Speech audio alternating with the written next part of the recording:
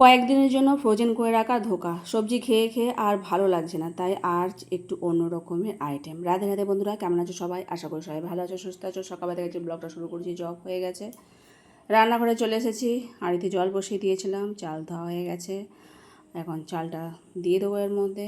কাল রাত্রিবেলা ছোলার ডাল কিছুটা ভিজিয়ে রেখেছিলাম, সেটাকে ভালো করে চটকে ধুয়ে নেবো, মিক্সারে এটা পেস্ট করে নেবো আদা কাঁচা লঙ্কা দিয়ে, মিহি একটা পেস্ট হবে। কড়াতে কালো জিরে, একটু মৌরি আর একটু গুড় দিলাম, নুন হলুদ দিয়েছি, একটু হিং দিয়েছি। দেওয়ার পর এই ডাল বাটাটার মধ্যে দিয়ে দিলাম, ভালো করে নেড়ে চেড়ে ভাজা করে নেব। চিনির বদলে আমি গুঁড়ো গুড় ইউজ করেছি, একটু মিষ্টি দিতেই হবে এর মধ্যে। আর যখন শুকনো শুকনো হয়ে যাবে, একটু কাসুরি মেথি এর মধ্যে দিয়ে দিয়েছিলাম। একটা কড়াইতে ঘি বা তেল মাখিয়ে থালাতে তার মধ্যে এখন ওটা দিয়ে আর একটা শেপ বানিয়ে নিয়েছি আর ডিপ ফ্রিজে দিয়ে দিয়েছি। একটু ঠান্ডা হয়ে গেলেই ওটাকে পিস পিস করে ভাজবো। আর প্রেসার কুকারের মধ্যে আলু সেদ্ধ করে নিয়েছি। আলুটা একটু বড় সাইজ করেছি বলেই তাই প্রেসার কুকারের মধ্যে সেদ্ধ করেছি। তোমরা চাইলে এমনিই রান্না করতে পারো তেলে ভেজে। তো এই একটা একটা করে আলু সেদ্ধ এখন ভাজা করে নিয়েছি, লাল করে ভেজে নেব। আর ফ্রিজ থেকে বার করে নিয়েছি, সেটাকে এখন পিস করে নিচ্ছি। একটু বেশি হয়ে গেছে, ফ্রোজেন করে কয়েকদিনের জন্য রেখে দেবো। আবার একটু এখন রান্না করব। তো আমি চৌকো চৌকোই করছি। বরফি বরফি টাইপ করলে ওগুলো তেলের মধ্যে কোনগুলো ভেঙে যায়, তাই আমি চৌকো চৌকোই করলাম পনিরের মতো।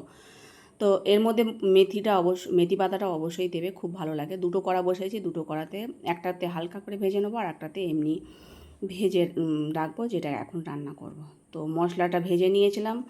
মশলার মধ্যে আদা কাঁচা লঙ্কা টমেটো একটু তিল বাটা দিয়েছিলাম, বাদাম দিয়ে, আর সেটাকে ভাজা করে নিয়ে আলু দিয়ে দিয়েছিলাম। তারপর এখন ধোকাগুলো দিয়ে দিলাম।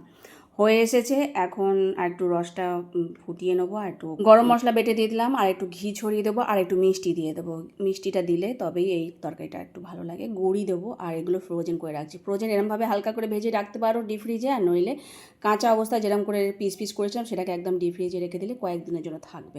আর এখানে বেসন আর চালের গুঁড়ো গুলে নিয়েছি, আর ফুলকপি ছিল সেটাকে একটু সেদ্ধ করে নিয়ে আর তার মধ্যে চুবিয়ে ছাঁকা তেলে এখন ভেজে নিয়েছি। বেসন দিয়ে ফুলকপির পকোড়া ভাজা হয়ে যাওয়ার পর উপর থেকে একটু বিট লবণ ছড়িয়ে দিচ্ছি। ব্যাস, রান্নাবান্না এই হয়েছে। আজকে ডাল আর করিনি, আর রসাটা একটু বেশি করেই করেছি, যাতে ডালের ধোকাগুলোর রসটা চুষে নিলেও মানে রসটা থাকে, সেই জন্য। ব্যাস, এই একটাই রান্না করেছি, কিন্তু এটাই খেতে এত অসাধারণ হয়েছে। যেহেতু এর মধ্যে কাসুরি মেথি মৌরি পড়ছে না, এত দুর্দান্ত লাগছে খেতে, বলার নয়। তো প্রতিদিন তো সবজি খেয়ে খেয়ে মানে ভালো লাগছে না সবজি খেতে। আজকে একটু অন্যরকমভাবে প্রসাদ পেলাম। তারপরে বাসনপত্র যা ছিল সব মেজে নিচ্ছি। তারপর বাবুজি কিছু অল্প করে আনাজপত্র নিয়ে এসে, যেটুকুনি টাইম পাই আসার সময় সেই অনুযায়ী এই যেটু পটল আর আম আর শসা, তার মধ্যে আলু বাড়ন্ত ছিল, আলু নিয়ে এসছে। তো এই রান্নাবান্না করছি এখন রাত্রির বেলা। সন্ধ্যাবেলা সন্ধ্যাআরতি হয়ে গেছে, একটুখানি অল্প করে মানে তরকারি রেখে দিয়েছি। তো ভগবানের যখন আলু ভাজছে, একটুখানি চীনা বাদাম ভেজে নিয়েছি। বাদামের সাথে আলু ভাজাটা খুব ভালো লাগে, মানে আলাদাই একটা টেস্ট লাগে। যখনই কোনো কিছু ভাজি একটু করে চীনা বাদাম ভেজে নিই মুচমুচে। তারপরে আটা মেখে এখন রুটি করে নিয়েছি, ভগবানকে এই সেবা দেবো। আর তরকারি যেহেতু আছে বলে তাই অল্প করে শুধু ভগবানের জন্যই আলুটা ভাজলাম, বাদামও ভাজলাম। ওটাই তাই সকলে আমাদের ভালোবাসে, আলু বাদাম ভাজা।